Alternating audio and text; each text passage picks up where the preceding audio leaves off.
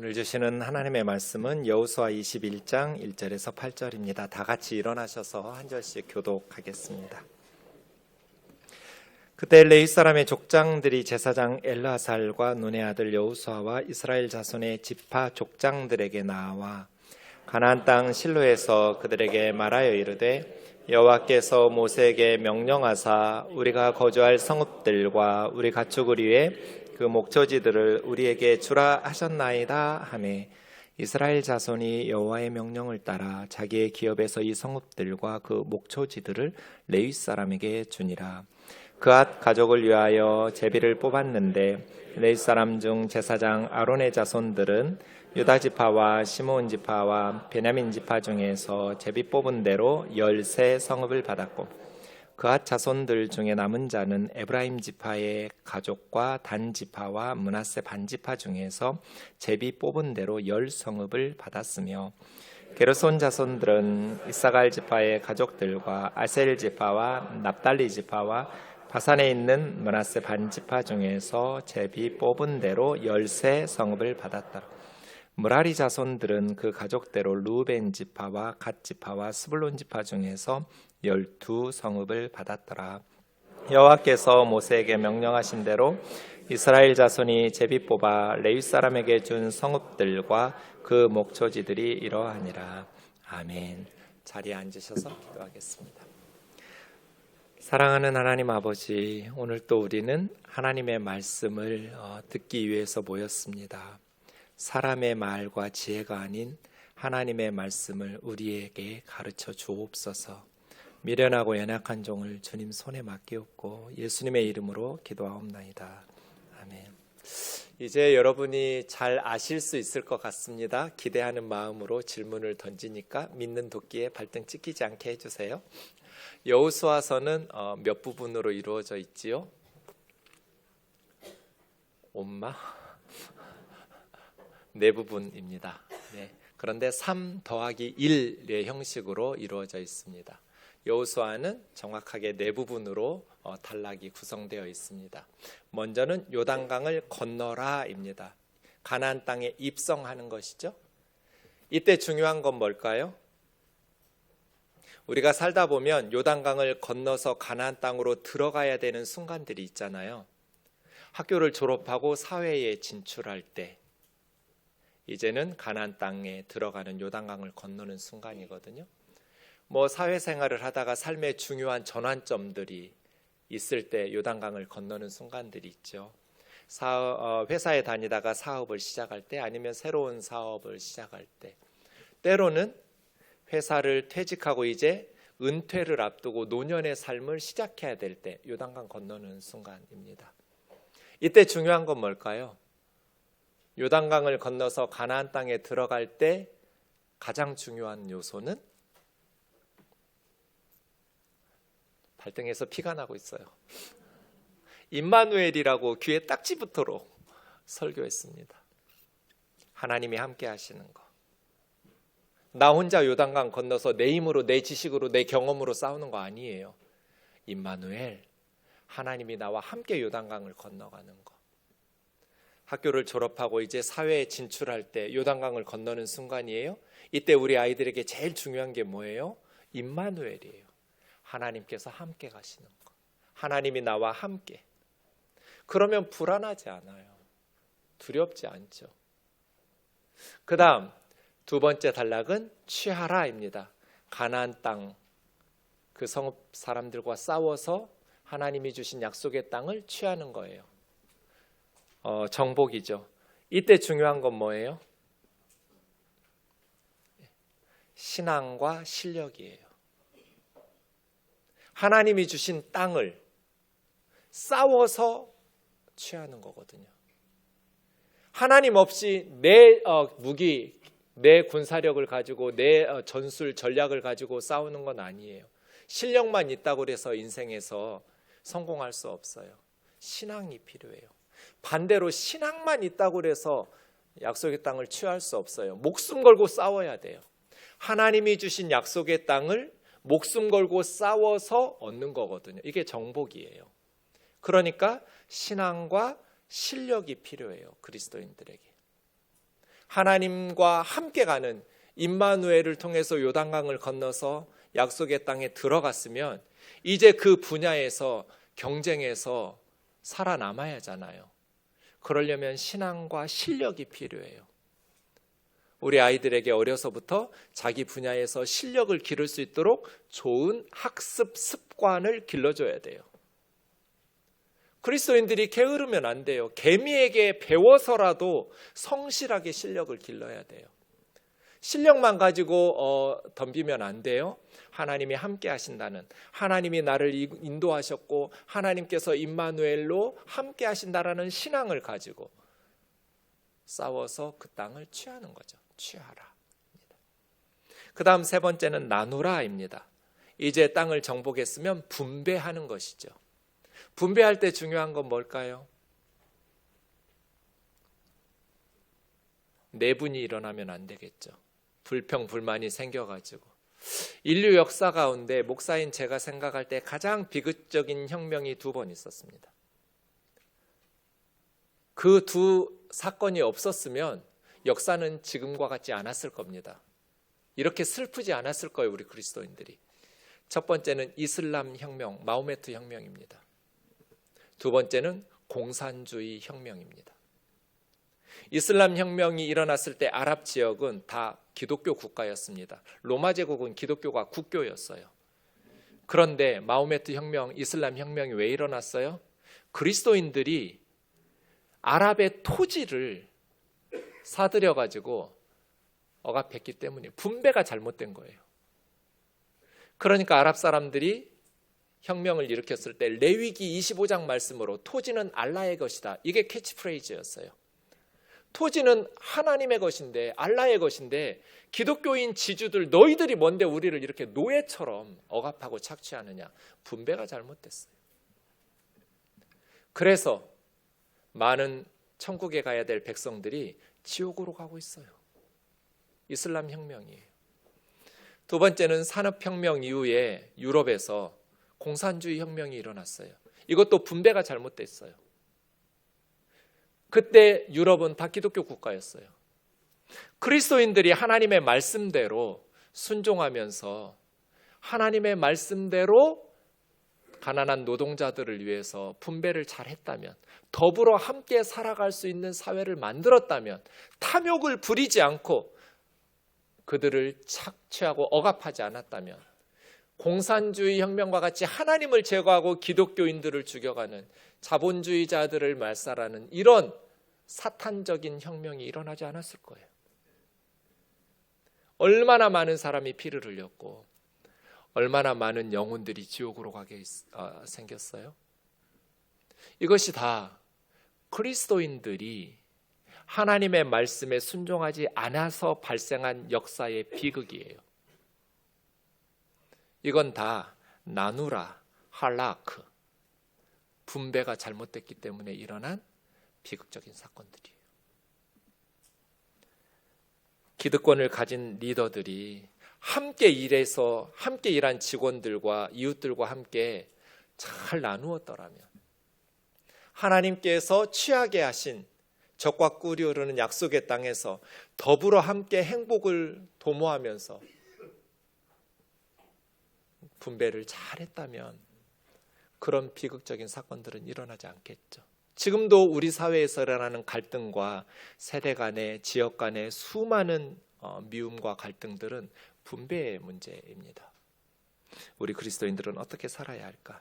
마지막 네 번째는 다음 주일에 살펴보게 될 섬기라, 아바드입니다. 삶의 순간순간마다 때로는 요단강을 건너야 될 순간이 있고, 싸워서 취해야 될 순간이 있고, 나누면서 분배해야 될 순간이 있고, 이런 순간마다 우리는 하나님의 말씀의 원리대로 예수님을 믿는 그리스도인답게 말씀에 순종하면서 살아갈 수 있기를 주의 이름으로 축원합니다. 오늘 레위 지파의 분배인데요, 지난 주일에 살펴본 것처럼 여호수아는 분배를 너무너무 잘했어요. 사람은 누구나 더 좋은 땅을 가지고 싶어하고 더 넓은 땅을 가지고 싶어해요. 이건 인간의 본성이죠. 이스라엘 사람들은 누구나 다 더 좋은 땅을 더 많이 가지고 싶어 했어요. 그런데 어떤 잡음도 없이 여호수아는 땅 분배를 너무너무 잘했어요. 이스라엘 역사 가운데 땅 분배로 인한 내부의 분열이 없었어요. 지난 시간에 살펴본 것처럼 여호수아가 한 것과 하지 않은 것 두 가지씩 있었죠. 자기 혼자 독선적으로 결정해서 내가 하나님 음성 들었어 하면서 이스라엘 백성들에게 너는 여기 살고 너는 여기 살고 이렇게 분배하지 않았어요. 리더들과 함께 했어요. 자기 혼자 결정하지 않고 12지파 모든 족장들과 함께 결정했어요. 두 번째는 밀실에서 야합하지 않았어요. 리더들이 탐심을 가졌다면 자기들 더 좋은 땅, 더 넓은 지역 차지하려고 서로 야합했을 거예요. 그런데 밀실에서 야합하지 않고 이 리더들은 여호수아와 함께 제비뽑기로 결정했어요. 모두 다 공평하게 하나님께서 정해주시는 지역에서 살기로. 제비뽑기예요. 그러니 누가 봐도 불법과 부정이 들어갈 소지가 없었어요. 모두 다 하나님의 뜻으로 받아들이고 제비 뽑은 대로 지파별로 흩어지고 지파 내에서 가족별로 다시 제비 뽑아서 흩어져서 살았어요. 이러한 지혜가 우리에게 있기 원합니다. 오늘 본문 21장은 레위 지파의 분배입니다. 레위 지파는 제사장 지파입니다. 우리 아이가 6학년에 올라갔을 때 학교 선생님이 첫날 반의 모든 아이들을 집으로 돌려보낸 후에 저희 아들만 남으라고 그랬어요. 선생님이 왜 나만 남으라고 했을까 했는데 선생님이 너하고 나하고 비밀이야. 이제부터 다른 반 아이들에게 말하지 말고 너와 나의 비밀이야. 그런 말씀을 하시면서 사실은 선생님도 목사님 딸이야. 네가 목사님 아들이니까 남으라고 한 거야. 그러면서 이 말씀을 하셨어요. 목사님의 아들과 딸은 똘똘이가 되거나 망나니가 된단다. 여러분, 왜 선생님이 이 말씀을 하셨을까요? 제 친구들 중에도 목사님 아들들이 있어요. 근데 지금 교회 안 다니는 친구들 많아요. 왜 목사의 아들이 교회를 안 다닐까요? 왜 신앙을 잃어버렸을까요?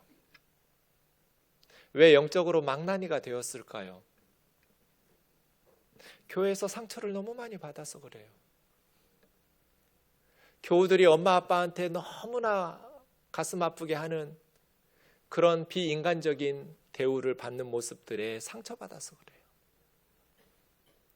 물론 목회자 자녀들의 탈선이 성도들만의 탓이라고 말할 수는 없겠죠. 부모의 잘못이 더 크고 더 책임이 중요하겠지만 선생님 말씀처럼 목회자 자녀들은 영적으로 좋은 그리스도인이 되거나 아니면 영적으로 망나니처럼 주님 곁을 떠나버리거나 그런 일들이 너무나 많아요. 그래서 선생님이 너는 똘똘이가 되라고 말씀하신 거죠. 본문 보겠습니다. 1절에 레위 사람의 족장들이 순서를 주목해 주세요. 분배의 본문에서는 언제나 이 순서예요. 우리 생각에는 이스라엘 모든 백성들의 가장 우두머리가 여호수아잖아요. 탑 리더가 여호수아니까 눈의 아들 여호수아가 맨 먼저 나올 것 같은데 분배 본문에서는 언제나 제사장 엘르아살이 먼저 나와요. 대제사장 엘르아살, 그 다음에 눈의 아들 여호수아, 그 다음에 12지파의 족장들, 이런 순서로 나옵니다. 이 순서가 메시지예요. 무슨 메시지를 우리에게 던져주고 있어요? 땅 분배는 세상의 논리대로 하지 않을 거다. 영적인 원리대로 할 거다. 하나님의 뜻대로 분배할 거야. 이게 이 순서에 담겨 있는 거예요. 대제사장이 먼저 나와요. 그리고 정치적인 리더였던 여호수아가 두 번째로 나와요. 이 순서를 기억해야 돼요. 하나님의 뜻대로. 그러니까 분배할 때도 예배하듯이 하나님 앞에서 부끄러움 없게 하나님의 말씀대로 하나님의 뜻대로. 그래서 대제사장 엘르아살의 이름이 먼저 나오는 것이죠. 그 레위 사람들이 그 리더들에게 와서 가나안 땅 실로에서, 실로는 세겜 옆에 있습니다. 실로에서 여호수아와 또 엘르아살과 족장들에게 여호와께서 모세에게 명령하셔서 우리 레위 지파 사람들이 거주할 성읍들과 가축들이 있을 목초지들을 주라고 명령하지 않았습니까? 이제 우리에게도 성읍과 목초지를 주십시오 요청한 거죠. 그래서 3절에 이스라엘 자손들이 여호와의 명령을 따라 자기들 기업에서, 이미 12지파의 기업 분배가 끝났어요. 그 끝난 12지파가 자기들이 받은 기업 중에서 레위지파 사람들의 성읍으로 나누어 준 거예요. 안 돼, 우리 땅은 우리가 살 거야. 너희들이 오면 좁아지잖아. 너희 성읍들 또 목초지 안 줄 거야. 이러지 않았어요. 자기들이 분배받았던 기업에서 레위지파, 제사장 지파 사람들이 살아갈 성읍과 목초지, 가축들이 있을 목초지를 준 거예요. 그런데 가운데 성읍을 두고요, 레위지파 사람들이 살고 있는 마을을 가운데다 두고 동서남북 사방으로 1000규빗씩 목초지를 주었어요. 1규빗은 여기서 여기까지예요. 45cm 정도. 그러니까 1000규빗은 450m 정도예요. 그러니까 가운데 레위지파 사람들이 살아가는 마을 성읍의 주변의 목초지는 450m, 1000규빗 정도씩의 넓이를. 그러니까 한 도시 전체를 다 주는 거 아니에요. 그 도시 중에서 저 정도 땅만 레위지파에게 사는 거예요. 저걸로는 농사 짓고 살 수 없어요. 그냥 집 짓고요, 그 다음에 가축들을 위한 목초지, 그게 전부예요. 논밭이 없어요, 레위지파에게는. 그렇게 생활할 수 있는 최소한의 장소만 레위지파에게 하나님께서 주신 것이죠. 레위의 가족은 세 가족이 있었습니다. 고핫, 게르손, 무라리. 레위에게는 아들이 3명 있었거든요. 게르손, 고핫, 무라리. 근데 둘째 아들 고핫이라고 하기도 하고 그핫이라고도 하는데, 이 그핫 가족이 제사장 지파입니다. 그래서 4절에 그핫 가족을 위해서 제비를 뽑았는데 레위 사람 중 제사장 아론의 자손들은 유다, 시몬, 베냐민 지파 중에서 13성읍, 그리고 고핫의 가족 중에서 제사장이 아닌 일반 레위 지파 사람들은 에브라임, 단, 므낫세 반지파. 므낫세는 요단강을 중심으로 동쪽 므낫세도 있고 서쪽 므낫세도 있잖아요. 그래서 여기 서쪽 므낫세 반지파 중에서 제비 뽑아 10성읍. 그 다음 6절에 게르손 자손은 이사갈, 아셀, 납달리, 그리고 바산의 므낫세 반. 바산은 요단강 동쪽입니다. 그러니까 요단강 동쪽의 므낫세 반지파는 게르손 자손이, 요단강 서쪽의 므낫세 반지파는 고핫 자손이 분배하게 된 것이죠. 13성읍을. 마지막으로 무라리 자손은 가족대로 르우벤, 갓. 르우벤과 갓은 요단강 동쪽에 있습니다. 르우벤, 갓, 므낫세 반지파니까요. 또 스불론 지파 중에 12성읍을. 그래서 게르손, 고핫, 무라리 이 세 가족의 레위 지파 성읍이 전체 몇 개일까요? 일부 예배 때는 제가 여쭤봤더니 정답을 말씀하시는 분이 계시더라고요. 설교는 안 듣고 그거 숫자 계산하고 더하고 있었던 거예요. 레위 지파의 성읍이 모두 48개입니다. 8절의 지도에 있는 것처럼 하나님께서 명령하신 대로 제비 뽑아서 레위 사람들에게 성읍과 목초지를 주었습니다. 지도 보시면 이제 서쪽에도 3개의 빨간 점이 있고요, 동쪽에도 3개의 빨간 점이 있는데 이거는 도피성입니다. 도피성 6개는 다 레위 자손이 들어가는 레위 성읍입니다. 그러니까 도피성 6개를 빼면 42개, 도피성 6개를 더하면 48개의 레위 자손의 성읍과 목초지들이 주어지게 된 것이죠. 강요된 청빈이라는 책이 있습니다. 실천신학대학원의 정재영 교수님이 쓴 책인데요. 강요된 청빈이라는 책에서 목회자의 가난이 자발적인 청빈인가, 강요된 가난인가, 이런 주제를 다루고 있습니다. 한국 교회 목회자들이 자발적으로 청빈하게 사는 건 좋은데 교회 분위기와 문화와 성도들의 의식 속에 강요되는 측면이 있다. 가난하게 살지 않고 청빈하게 살지 않는 목회자는 타락한 목회자라는 의식이 있다. 성경에 돈을 사랑하는 것이 일만하게 뿌리이고 또 돈과 하나님은 겸하여 섬길 수 없다는 말씀들이 있기 때문에 성도들은 목회자라면 청빈한 삶을 살아야 한다고 생각한다. 근데 청빈한 삶이 바람직한 삶이라면 목회자들만 이렇게 살면 안 되잖아요. 청빈한 삶이 바람직한 삶이라면 목회자들뿐 아니라 모든 성도들에게도 적용되어야 하지 않냐는 거예요. 성도들은 가난하고 청빈한 것을 바람직한 건 아니야 라고 생각하는데 왜 목회자들은 가난한 것을 당연시 여기는가? 그러다 보니 많은 젊은 목회자들이 목회 현장을 떠나고 목회를 포기하면서 한국 교회가 지금 목회자 수급에 문제가 발생했어요. 그래서 전도사님들과 부목사님들을 구하지 못해서 애를 먹는 교회들이 굉장히 많습니다, 지금. 목회자들도 최소한의 인간다운 삶을 영위할 수 있는 수준의 경제적인 여건은 마련돼야 한다.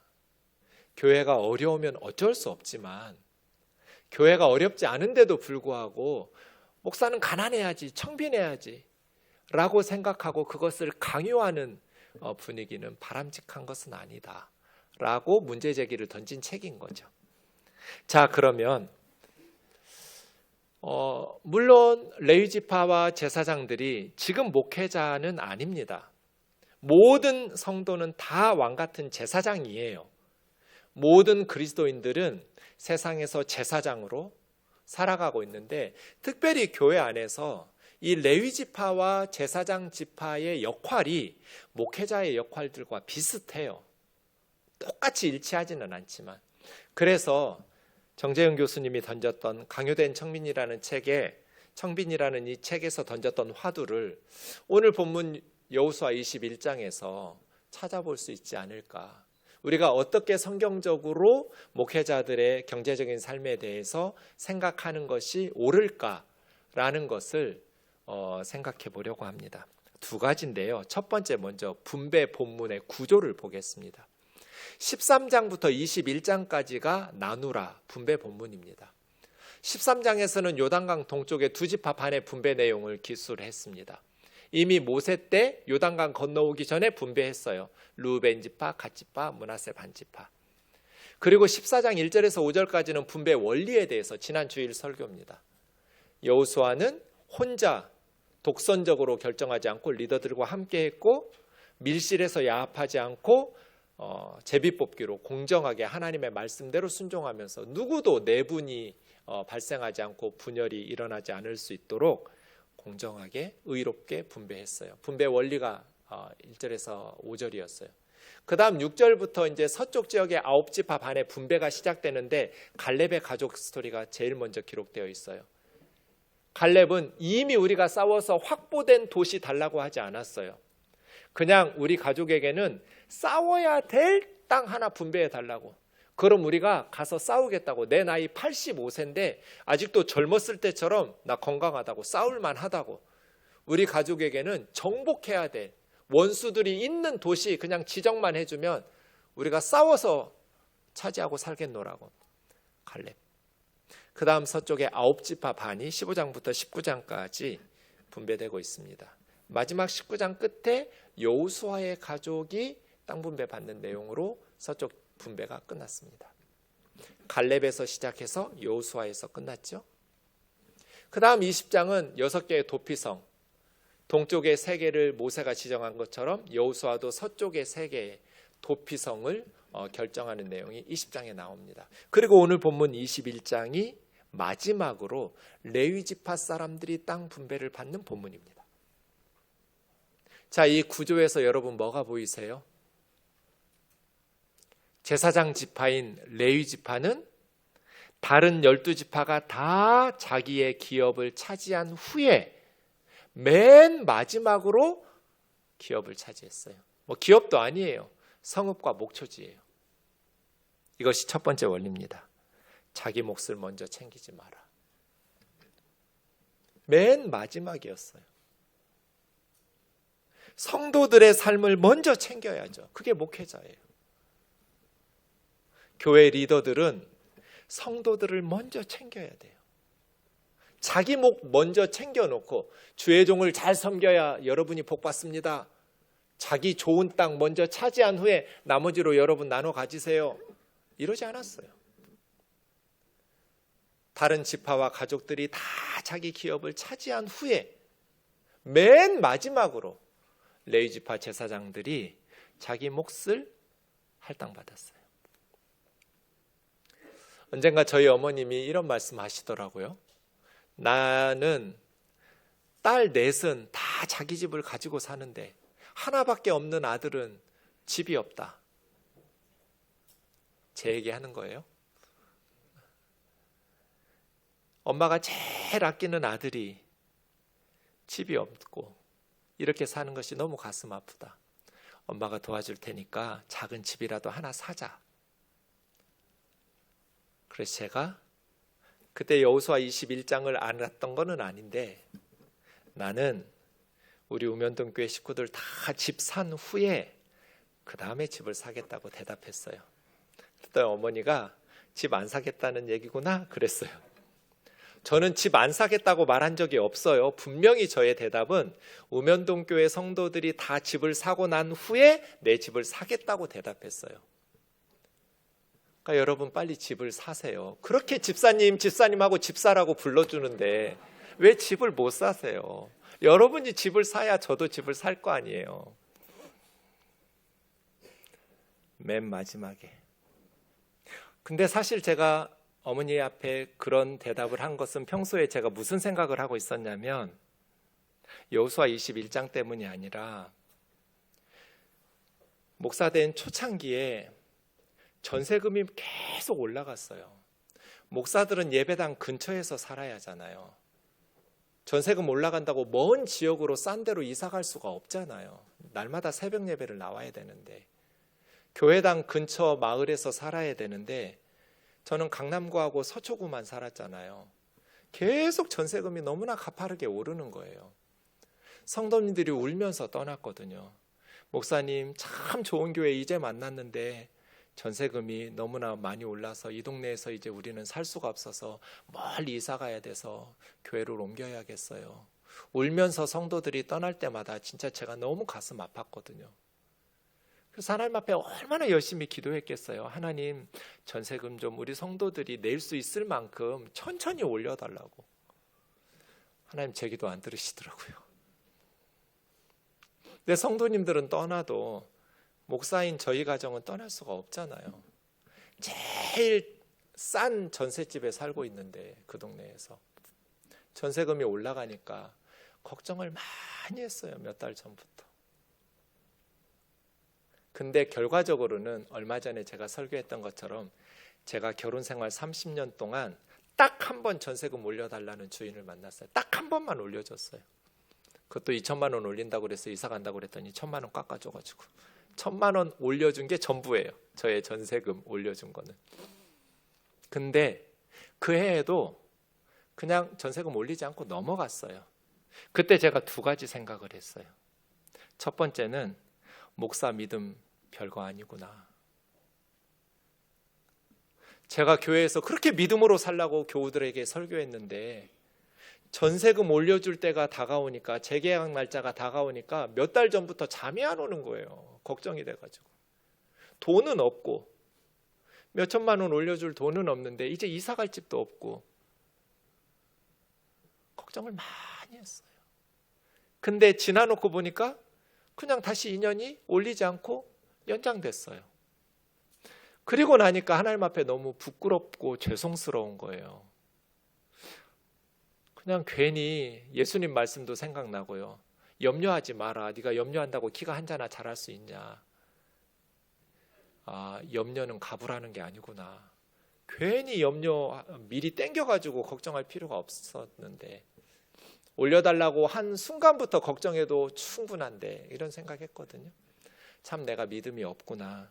그러면서 기도했어요. 회개하면서 하나님 다음번에는 그때도 걱정하겠지만 이렇게 몇 달 동안 잠 못 자고 고민하지는 않게 해주세요. 믿음이 조금이라도 더 자라나서 덜 걱정하게 해주세요. 그리고 언젠가 돈 없어도 계약 기간 돼도 하나님 믿고 편안히 잠 잘 자게 해주세요. 그렇게 기도했어요. 목사 믿음 별거 아니구나. 그거 깨달았어요. 두 번째 깨달은 것은 우리 성도들이 이렇게 살겠구나. 사람은 자신이 직접 경험해 보지 않으면 그 사람의 심정을 알 수가 없어요. 내가 내 집에서 전세금 올려줄 걱정을 안 하고 사는데 전세금 올려줄 때는 다가오는데 올려줄 돈은 없어서 애들하고 살아야 되는데 그 막막한 심정을 어떻게 목사가 알겠어요? 자기가 겪어보지 않았는데. 그래서 제가 그때 결심한 거예요. 우리 교우들, 우리 교회 식구들 집 다 산 후에 나는 마지막으로 사야겠다. 집 있는 성도들은 그런 걱정은 안 할 테니까 다른 기도와 고민들은 같이 기도하고 염려해야 하는 게 맞지만 적어도 이 부분에 대해서는 고민을 안 할 거잖아요. 근데 집 없는 성도들은 이런 걱정하면서 살 거잖아요. 근데 목사가 그 걱정을 안 하면 그 성도들의 간절함으로 기도를 하겠냐고요. 그래서 맨 마지막이에요. 엄마, 나는 우리 교우들 집 다 산 후에 마지막으로 살 거라고.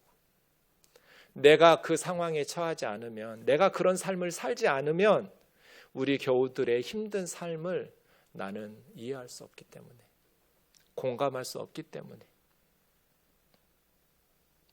교회 리더들은 최선을 다해서 성도들을 먼저 챙겨야 돼요. 그 리더예요. 자기 몫을 먼저 챙기는 게 아니라 힘들게 살아가고 눈물나게 살아가고 있는 교우들을 먼저 돌아보는 거예요. 그래야 우리 우면동 교회가 돈 없어도 서럽지 않은 교회가 돼요. 교회에서도 돈이 없으면 서럽잖아요. 근데 그럼 그건 교회가 아니에요. 돈이 없어도 서럽지 않은 교회를 만들어야죠. 그러려면 리더들이 가난하고 절박한 상황 속에서 한숨 짓는 성도들에게 믿음 없다고 꾸중하고 기도하라고 다그치기 전에 얼마나 힘들까, 얼마나 괴로울까, 그 심정을 먼저 헤아려야죠. 그래야 교회죠. 왜 하나님께서 13장부터 시작했는데 24장에서 여호수아 끝나요. 맨 끝에 21장에서 제사장, 영적인 리더들, 레위 지파의 땅 분배를 하라고 말씀하셨을까요? 왜 순서를 하나님께서 이렇게 잡아놓으셨을까요? 이게 메시지예요. 영적인 리더들은 백성들의 삶을 먼저 챙겨야 된다. 자기 몫을 먼저 챙기는 건 리더 자격이 없다는 거잖아요.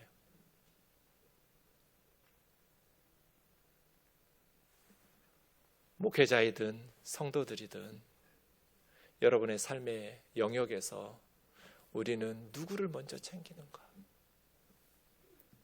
두 번째 8절의 지도를 보세요, 여러분. 저 도시들이 다 48개의 성읍이에요. 레위 지파의 성읍과 목초지들이죠. 분포도를 보시면 어때요? 골고루 흩어져 있어요. 그렇죠? 좋은 지역에 몰려 살지 않았어요. 요단강 동쪽과 서쪽에 하나님의 백성이 있는 곳에는 다 들어가 있어요. 이게 두 번째 원리예요. 백성들 속에서 살았어요. 좋은 땅에서 자기들끼리 모여 살지 않았어요. 유별나게 살지 말란 뜻이에요.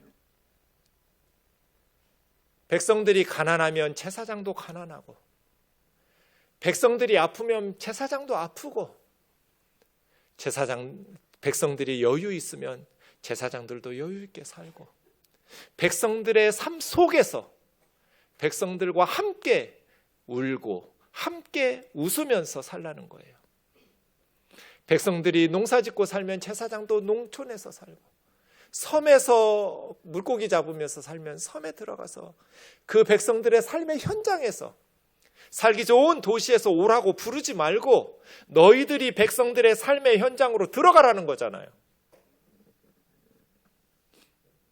요즘 목회자들 청빙하려고 인터뷰하다 보면 우리 교회는 운전을 좀 목회자들이 해야 되는데 그러면 대부분 싫다고 한대요. 내가 설교하고 가르치려고 목사 됐지 운전하려고 교회 목사 된 줄 아냐고 기분 나빠하면서.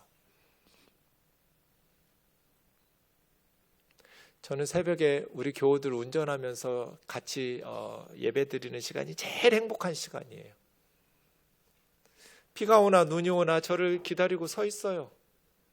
같이 가서 태워가지고 교회당 데리고 와서 같이 새벽 기도하고 같이 데려다 주는 게 너무나 행복해요. 설교하는 사람이에요, 목사가? 그냥 말씀 가르치기만 하면 돼요? 그게 목회가 아니에요. 성도들의 삶의 현장 속으로 들어가서 같이 땀 흘리고 같이 울고 같이 웃고 기뻐하면서 성도들 속에서 살아야죠. 성도들이 굶주리면 제사장도 굶주리고 성도들이 헐벗으면 제사장도 헐벗으면서 같이 땀 흘려야죠. 이것이 두 번째 원리입니다. 다른 제사장들하고 비교할 필요 없죠. 하나님이 보내신 곳에서 내 사명 감당하면 돼요. 하나님이 도시로 보내면 도시에서 사명 감당하면 되고 하나님께서 시골로 보내시면 시골에서 내 사명 감당하면 돼요. 주님 앞에 섰을 때 잘했다, 착하고 충성된 종이라고 칭찬받으면 목회 성공한 거예요. 아무리 큰 교회 목회를 해도 주님 앞에 섰을 때 책망을 받으면 실패한 목회자예요. 주님이 주신 자리에서 주님이 주신 사명 감당하면 되는 거죠. 다른 제사장이나 다른 레위인들하고 비교할 필요가 뭐가 있어요? 여호수아 13장 14절과 33절을 비교해 보십시오.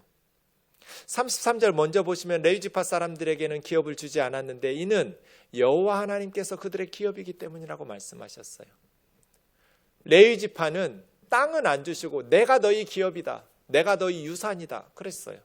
하나님이 레위 지파의 기업이에요. 그런데 14절에 보면 이스라엘 백성들이 하나님께 드린 화제물이 레위 지파의 기업이라고 그랬어요. 그러니까 레위 지파, 제사장 지파는 하나님이 기업인데 구체적으로는 하나님께 드리는 백성들의 화제물과 11조로 먹고 살아요. 그러니까 레위 지파 사람들은 하나님을 신뢰해야 돼요. 그리고 백성들을 신뢰해야 돼요. 그렇지 않으면 불안해요. 뭐 먹고 살지? 염려해야 돼요. 레위 지파가 하나님을 믿어야 되고 공동체와 백성들을 믿어야 돼요. 우리 목회자들은 하나님이 기업이에요. 하나님을 믿고 살아요. 그런데 성도들이 하나님께 드린 화제물로 구체적으로 먹고 살아요. 그래서 교우들을 신뢰하고 믿어야 돼요. 레위 지파처럼. 하나님을 신뢰하면 어떤 상황에서도 불안해하거나 두려워할 필요가 없겠죠? 하나님이 책임지겠지. 저는 저를 믿어주는 사람을 위해서 최선을 다해요. 실망시키지 않으려고. 여러분도 그렇죠? 저를 불신하는 사람에게는 그런 부담이 없어요. 나를 믿지도 않는 사람을 위해서 내가 최선을 다할 필요는 없잖아요. 하나님은 어떻게 하실까요? 우리가 하나님을 신뢰하면 하나님은 최선을 다할 거예요. 우리가 하나님을 신뢰하지 못하면 하나님은 우리에게 그런 부담 가지지 않으실 거예요. 레위 지파 사람들이 여호와는 나의 기업, 하나님께서 나의 생업을 책임지실 거야. 다른 지파 사람들처럼 논과 밭이 없어도 과수원이 없어도 하나님께서 우리 가족을 먹이실 거야. 나는 하나님의 영적인 사역에 집중하면 돼. 이런 마음으로 살아가야겠죠. 히브리서 13장 17절 읽고 마치겠습니다. 시작. 너희를 인도하는 자들에게 순종하고 복종하라. 그들은 너희 영혼을 위하여 경성하기를 자신들이 청산할 자인 것 같이 하느니라. 그들로 하여금 즐거움으로 그것을 하게 하고 근심으로 하게 하지 말라. 그렇지 않으면 너희에게 유익이 없느니라. 우리 우면동 목회자들이 즐거움으로 목회할 수 있도록, 행복한 목회자들이 될 수 있도록, 그래서 우리 목회자의 자녀들도 다들 똘똘이가 될 수 있도록 부탁드려요. 찬양하겠습니다.